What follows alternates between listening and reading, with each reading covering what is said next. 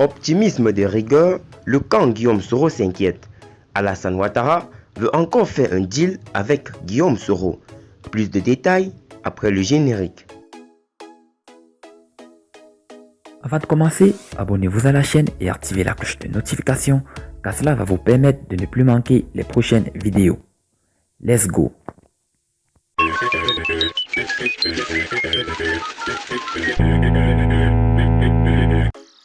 Interdit de retour à Abidjan, l'ancien président de l'Assemblée nationale Guillaume Soro fait feu de tout bois pour poursuivre sa campagne, tandis que le pouvoir ivoirien tente de discrètes ouvertures dans sa direction.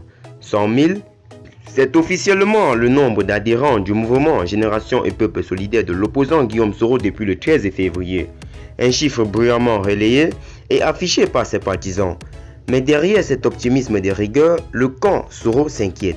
Dépourvu de ses principaux appuis et relais politiques en Côte d'Ivoire, la campagne de l'ancien président de l'Assemblée nationale reste largement virtuelle dans le pays. Conscient de la fragilité actuelle du leader du GPS, le pouvoir d'Abidjan tente de saisir l'occasion pour ouvrir un discret canal de discussion avec plusieurs membres du premier cercle de Guillaume Soro.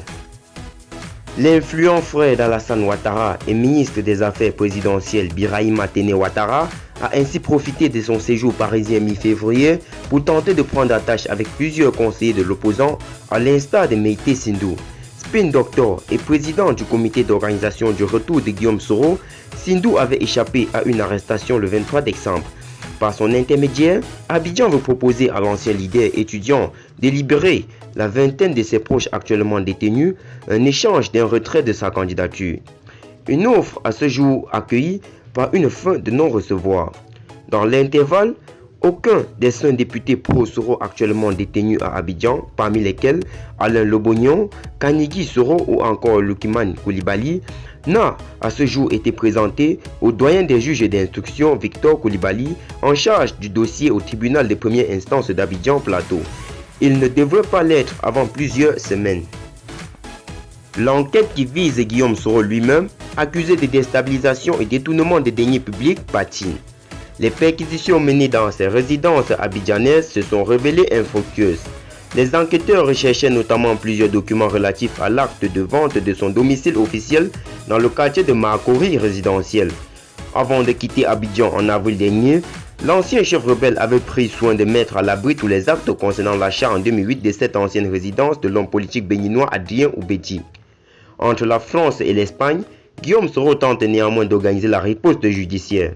Outre une plainte à Abidjan déposée par ses avocats ivoiriens, il entend plaider son cas auprès de plusieurs juridictions internationales.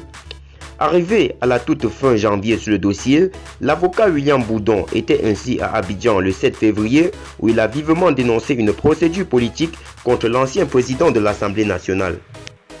Ce dernier tente aussi de soigner son image, notamment grâce au conseil de la communicante Patricia Balme, qui fut pendant près de 10 ans la conseillère d'Alassane Ouattara lorsque ce dernier était dans l'opposition.